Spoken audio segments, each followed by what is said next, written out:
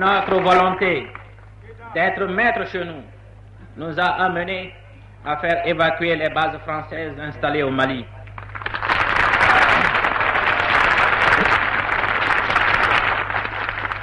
Car la présence des troupes de l'ex-puissance colonisatrice ne nous a-t-elle pas apparu comme l'expression d'une tutelle dans la défense de notre propre sécurité intérieure et extérieure? D'autre part, notre armée nationale ne serait-elle pas en droit de s'offusquer d'un manque de confiance en elle dans la mission d'assurer la sauvegarde de l'unité nationale et de l'intégrité territoriale?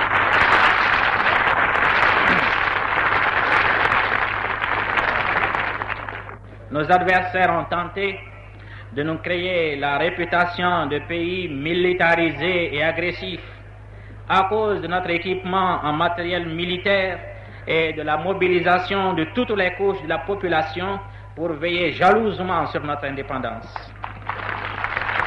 Mais, camarades, pouvions-nous vraiment nous fier aux troupes de l'armée coloniale française pour défendre notre souveraineté nationale et l'intégrité de notre territoire, alors que des responsables de la France rêvent encore d'un grand Sahara contrôlé par eux?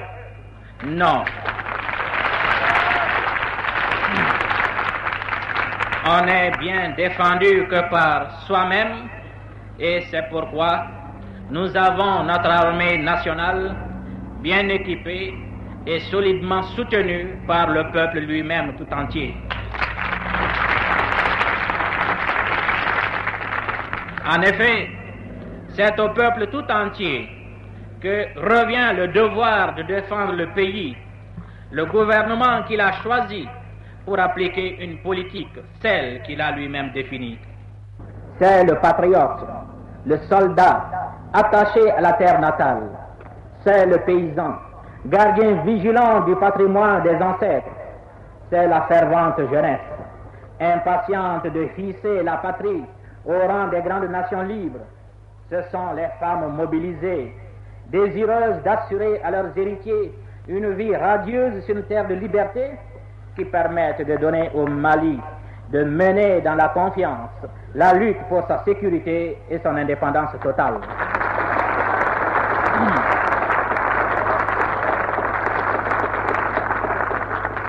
Cette ambition, réalisée déjà dans bien des domaines, n'amène pas à une politique d'isolement. En effet, le Mali a clairement défini sa volonté de coopération avec tous les pays du monde, mais en particulier avec les peuples africains.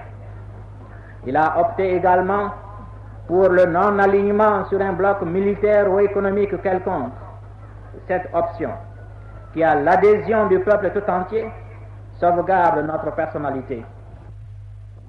C'est pour cette raison que les militants de l'Union soudanaise RDA n'ont rencontré que de l'enthousiasme chez les jeunes à constituer partout les brigades de vigilance et les milices populaires.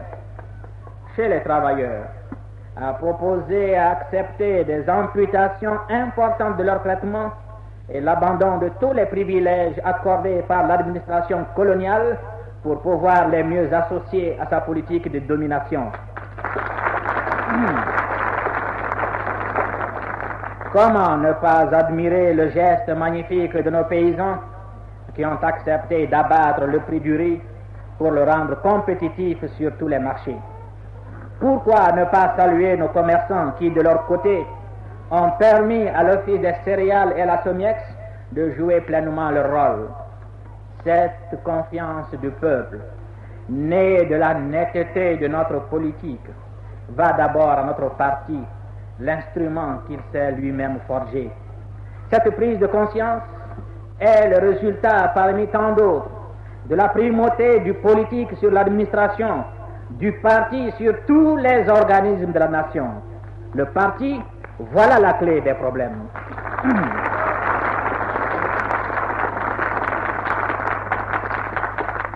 Il analyse, conçoit, donne des directives, fait exécuter par les organismes de l'État contrôle l'exécution des décisions arrêtées parce qu'il est l'émanation la plus authentique du peuple. L'erreur ne serait plus celle d'un homme, d'une équipe, mais de tout le peuple, ce qui est source de stabilité. Parce que l'Union soudanaise RDA, par son organisation solidement structurée, tient en main l'ensemble des populations, les personnes mal informées parlent de dictature au Mali. En effet, au Mali, il y a une dictature, mais c'est celle du peuple.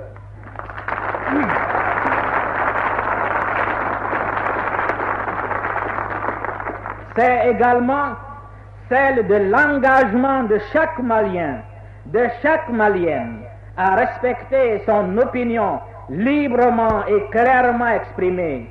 C'est celle de son serment de faire le Mali libre et prospère et de contribuer très largement à la libération et à l'unification de l'Afrique.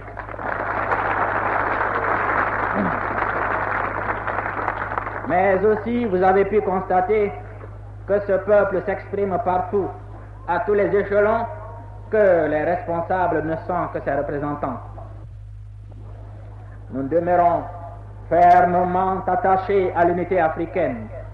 Nous sommes esclaves de notre volonté d'œuvrer à la réalisation de cette unité avec des objectifs clairement définis, ne prétend pas à la moindre équivoque.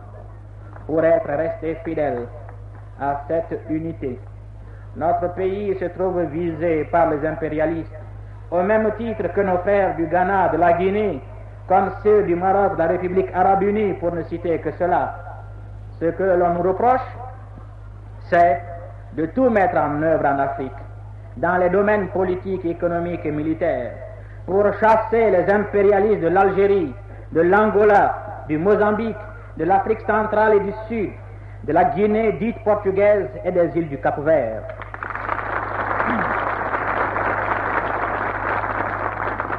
Notre crime, c'est le vôtre, c'est également celui de tous les pays africains qui ne peuvent souffrir qu'une parcelle quelconque de notre continent demeure encore sous domination coloniale.